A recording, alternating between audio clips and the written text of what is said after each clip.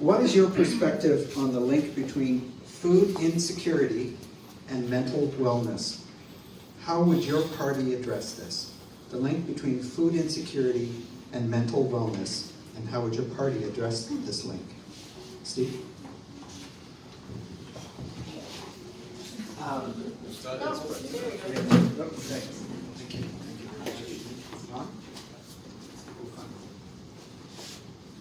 There is 100% link between the two.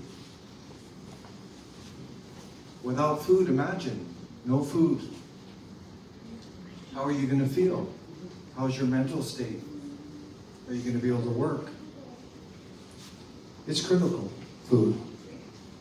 We know that. Water, too. We can't survive without water or food. This is having a severe impact. There's over 4 million Canadians that are food insecure.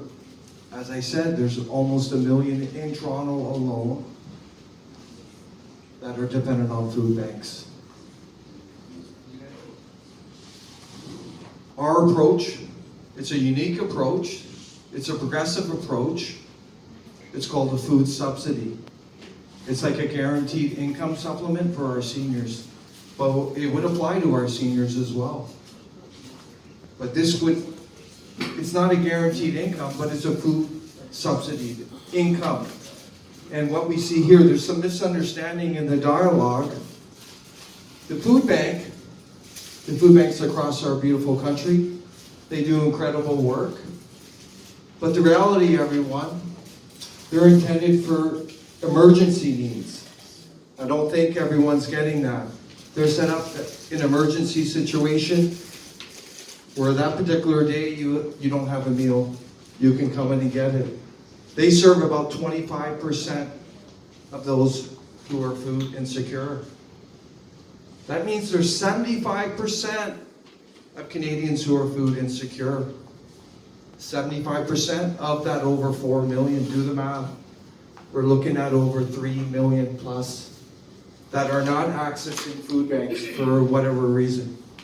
That's why the food subsidy would be a great approach, and it would deal with the mental illness because they're going to have the nutrition that will link into that. I'm not going to get into our healthcare policy on mental illness, but our message tonight, we got to get to the systemic issues. We can throw more money, like our conservative friend here was talking about. Just throw more money at it. Our liberal was talking about that. That's not the answer. We've been throwing money for decades, and look at the debt. Since 1974, Pierre Trudeau. Look at, go home, go online, look up the federal debt. You'll see it going like this. You'll see inflation going like this. Wages are stagnant. This is the truth. The country is being financially mismanaged by the mainstream parties. Go do your research. I challenge everyone today, do your research. Throwing more money is not the answer unless you deal with the systemic issues. There's major outflow of foreign aid.